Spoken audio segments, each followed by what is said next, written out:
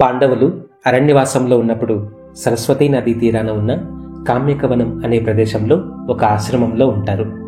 ఒకరోజు మార్కండేయ మహర్షి పాండవులున్న ఆశ్రమానికి వస్తాడు.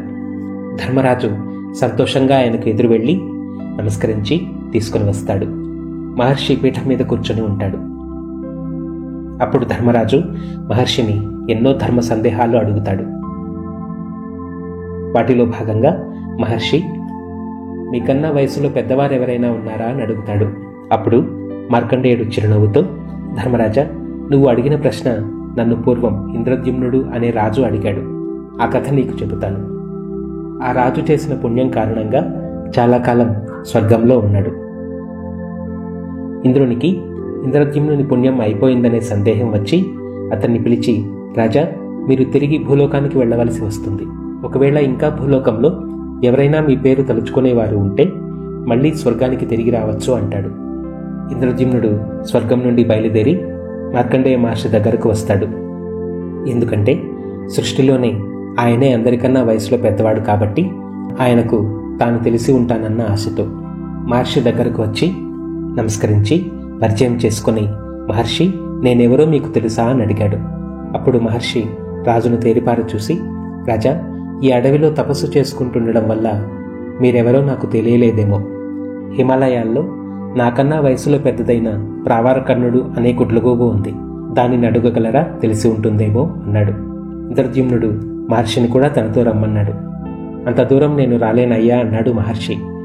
రాజు, నాకు ఉన్న శక్తి వల్ల నేను గుర్రం రూపం ధరించి మిమ్మల్ని తీసుకువెళ్ళగలను అని రెక్కల గుర్రంగా మారి తన మీద కూర్చోమని వినయంగా అడిగాడు.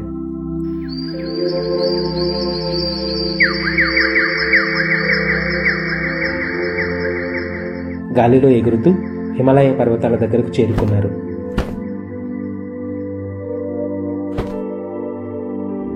దూరంగా ప్రావారకర్ణుడు ఉండడం గమనించి అటువైపు తీసుకువెళ్ళాడు మార్కండేయుడు.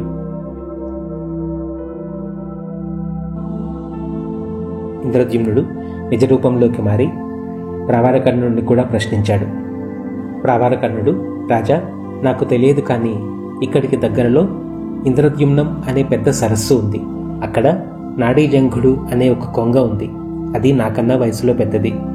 దానికి తెలిసి ఉండవచ్చు అన్నాడు. ఆ సరస్సు పేరు వినగానే రాజుకు కొంత ఆశ చిగురించింది.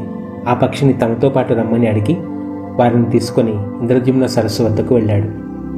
ప్రావారకర్ణుడు నాడీజంఘుడిని పిలిచి విషయం చెప్పాడు. అందుకు ఆ కొంగ, రాజా, నేను కూడా ఎరుగను. నాకంటే పెద్దవాడైన అకూపారుడు అనే తాబేలు ఉంది. అది ఈ సరస్సులోనే ఉంటుంది. దానికి తెలిసి ఉండవచ్చు అని సరస్సులో ఉన్న తాబేలును పిలిచింది.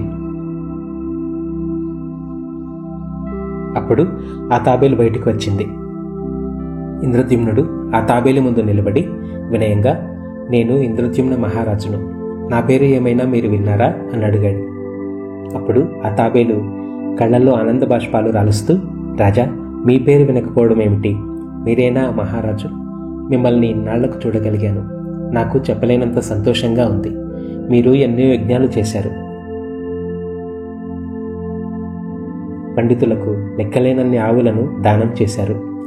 మీరు దానం చేసిన ఆవుల మంద ఈ దారు నుండి వెళ్ళి వాటి గిట్టల రాపిడి వల్లనే లోయగా ఉన్న ఈ ప్రదేశంలో ఈ సరస్సు ఏర్పడింది. ఈ విషయం నా చిన్నప్పుడు మా పెద్దవారు చెబుతుంటే విన్నాను. మా వంశం వారంతా ఈ సరస్సులోనే మీ పేరు తలుచుకుంటూ హాయిగా బ్రతుకుతున్నారు. అందుకు మీకు ఎప్పుడూ కృతజ్ఞులుగా ఉంటాము. మీ వంటి మహాత్ములను, గుణవంతులను చూడటం వల్ల నా జన్మ ధన్యమైంది అని చెప్పింది. తాబేలు ఈ మాటలు చెబుతూ ఉండగానే దేవదూతలు స్వర్గం నుండి వచ్చి, రాజా, మీరు పుణ్యాత్ములు. దాన ధర్మాల వల్ల ఎలాంటి ఫలితం ఉంటుందో మీ ద్వారా లోకానికి చాటడానికి ఈ పరీక్ష చేయవలసి వచ్చింది. మీకు శాశ్వత స్వర్గలోక ప్రాప్తి లభించింది. మాతో రండి అన్నారు. ఇంద్రద్యుమ్నుడు, నా కోసం వీరంతా నా వెంట వచ్చారు. వీరిని వారి వారి స్వస్థలాలలో వదిలి వస్తాను అని చెప్పి ప్రావారకర్ణుడిని తన గుహలో వదిలి మహర్షిని తన ఆశ్రమం దగ్గర చేర్చి ఆయనకు కృతజ్ఞతలతో నమస్కరించి వీడ్కోలు తీసుకుని దివ్య విమానంలో దేవదూతలతో పాటు స్వర్గానికి తిరిగి వెళ్ళాడు.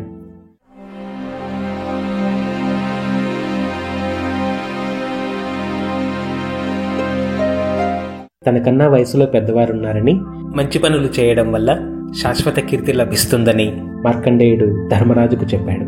ఈ వీడియో నచ్చితే లైక్ చేసి షేర్ చేయండి. ఇప్పటిదాకా సబ్స్క్రైబ్ చేసుకోకుండా ఉంటే ప్లీజ్ సబ్స్క్రైబ్ అండ్ సపోర్ట్. నమస్తే.